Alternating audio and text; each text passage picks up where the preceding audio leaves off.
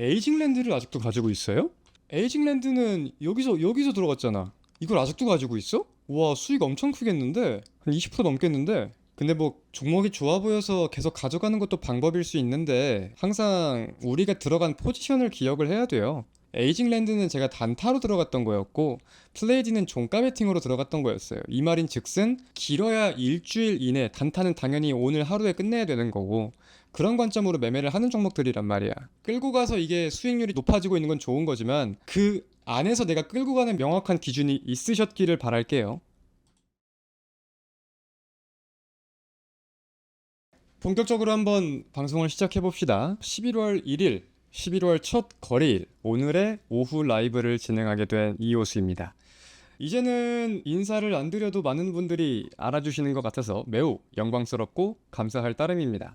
자, 어제 종목부터 한번 살펴보고 갈게요. 자, 서플러스 글로벌이라는 종목을 우리가 어제 3,450원에 이때 어딘가에 나갔습니다. 그리고 나서 오늘 계속 그 가격 부근을 좀 지켜주는 모습인데, 자, 일단 제가 어제 시청자분들이 여쭤보신 거에 대답을 드렸던 게 나도 나스닥이 빠질 것 같고 필라델피아 지수가 빠질 것 같다, 지지 반등보다는 이탈의 가능성이 높다, 이런 말씀을 좀 드렸어요. 실제로 필라델피아랑 나스닥이 시원하게 빠졌죠. 저는 그게 솔직히 오늘일 줄은 몰랐어요. 근데 그 와중에도 제가 서플러스 글로벌을 택할 수 있던 이유는 미국 증시에서 반도체가 약세를 보인다고 해서 이 종목이 그거를 따라갈 확률은 저는 높지 않다고 생각을 했고, 실제로 오늘 굉장히 잘 버텨주는 모습입니다. 오늘은 다른 종목을 할 게 아니라 그냥 이 종목을 한 번 더 봐도, 오늘 종목을 원하시는 분들이라면 이 종목이 없다면 그냥 이거를 한 번 더 고려를 해봐도 될 정도로 저는 아무런 문제가 없다고 여겨지는 종목입니다.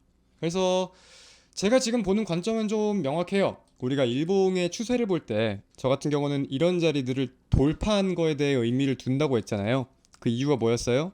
이 안에 박스권을 볼 때는 거래량이 많이 실리지도 않고 그냥 횡보하는 흐름이었는데, 이 위에서는 항상 무언가가 꼬리가 달리고 거래량이 터지고 하는 모습들이 있었다. 실제로 어제 이 돌파봉이 나올 때도 팍 튄 것처럼요. 그죠? 그래서 우리는 이 윗구간에서는 언제 어떻게 위로 튈지를 모른다라는 거를 이해를 하고 있어야 되는 거예요. 자, 근데 이게 대세 상승이 나올지 그냥 꼬리를 달고 빠질지는 모릅니다. 근데 시청자분들 대부분이 하루 종일 이것만 보고 있는 건 아니다 보니까 대응이 안 되는 경우들도 좀 있을 거라고 생각을 해요. 그러면 우리가 어떻게 해야 되냐? 자, 매수가 대비 3%나 한 2.7% 정도 부근에 절반 물량을 걸어놔요.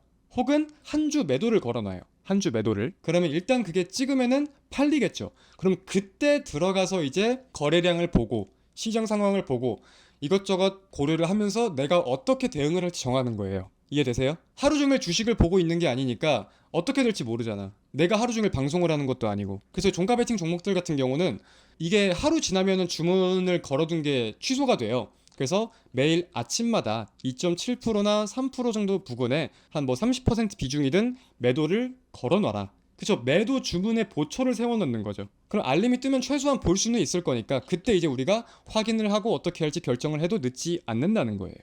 내가 이 말을 왜 안 했지 싶더라고. 장중에 한번 치고 빠지면은 대응이 안 될 수도 있는데 이 말씀 꼭 드려야겠더라고요. 물론 방송 중에 튀면은 제가 말씀을 드리겠지만 그게 아닐 수도 있으니까.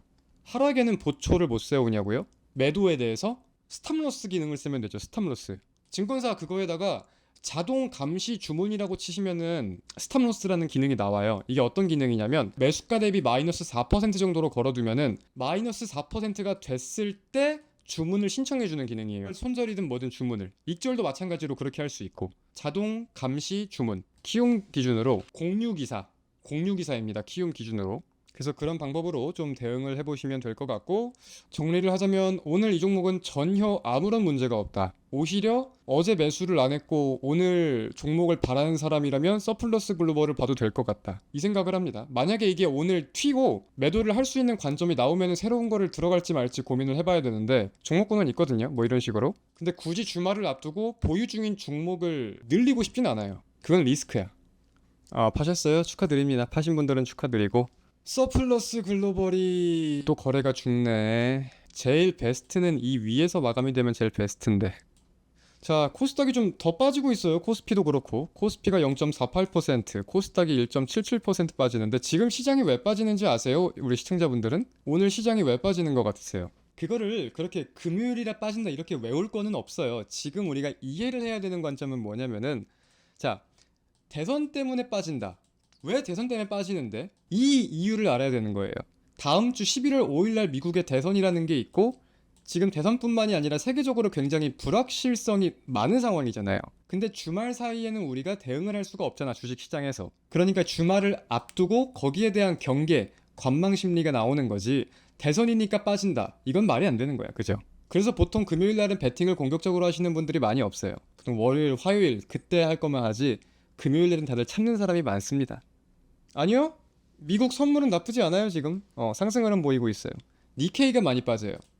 지금 그리고 대선도 대선인데 대선 때문에 많은 분들이 놓치고 계시는 관점이 FOMC도 얼마 남지 않았거든요. FOMC. 보통 FOMC를 2주를 남겨두고 연준은 블랙아웃 기간을 거쳐요. 블랙아웃 기간이라는 거는 이제 입을 싹 닫는 기간을 뜻하는데, 시장에서는 당연히 25 베이시스 포인트 인하할 거다라는 거를 거의 확정을 짓는 듯한 뉘앙스를 풍기고 있습니다. 그래서 저도 물론 여기서 벗어나지는 않을 거라고 생각을 하고 있어요. 근데 우리가 여기서 이제 지켜봐야 되는 거는 뭐냐면, 연준의 파월 의장이 향후 경기와 향후 통화 정책에 대해서 어떤 식으로 발언을 이어갈 건지가 저는 이제 중요할 것 같아요. 지난번 FOMC 때 생각보다 금리 인하를 세게 했죠. 50베이시스 포인트를 내렸으니까. 근데 최근 경기 지표들을 보면은 고용 지표는 생각보다 긍정적인 모습을 많이 보이고 있고, 경기 지표들은 호조로운 모습들을 좀 보이고 있어요.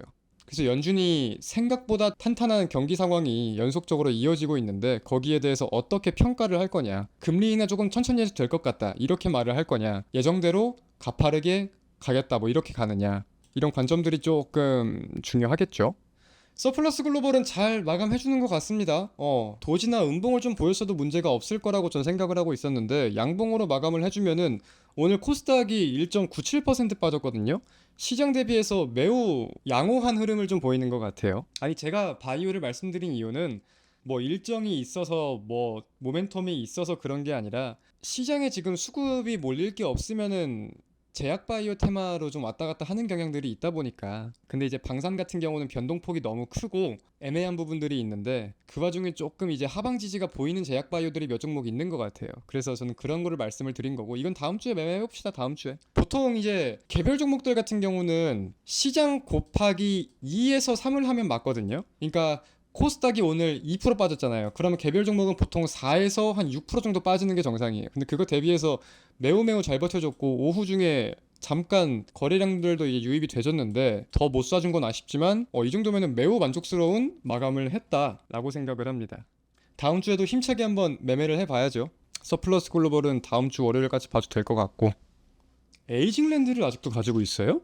에이징랜드는 여기서 들어갔잖아. 이걸 아직도 가지고 있어? 와, 수익 엄청 크겠는데? 한 20% 넘겠는데? 근데 뭐 종목이 좋아 보여서 계속 가져가는 것도 방법일 수 있는데, 항상 우리가 들어간 포지션을 기억을 해야 돼요. 에이징랜드는 제가 단타로 들어갔던 거였고, 플레이디는 종가 베팅으로 들어갔던 거였어요. 이 말인 즉슨 길어야 일주일 이내, 단타는 당연히 오늘 하루에 끝내야 되는 거고, 그런 관점으로 매매를 하는 종목들이란 말이야. 끌고 가서 이게 수익률이 높아지고 있는 건 좋은 거지만, 그 안에서 내가 끌고 가는 명확한 기준이 있으셨기를 바랄게요. 서플러스 글로벌은 잘 마감했네요. 잘 마감했네. 다음 주에 봅시다. 자, 오늘 종가 베팅 방송은 여기서 마치도록 할게요. 한 주간 다들 고생들 많으셨습니다. 서플러스 글로벌 다음 주까지 한번 잘 지켜보는 걸로 하고요. 저는 다음 주 월요일 오후 2시 30분에 인사를 드리도록 하겠습니다. 고생들 많으셨어요. 오늘 여기서 물러나겠습니다. 다들 좋은 주말 보내십시오. 안녕.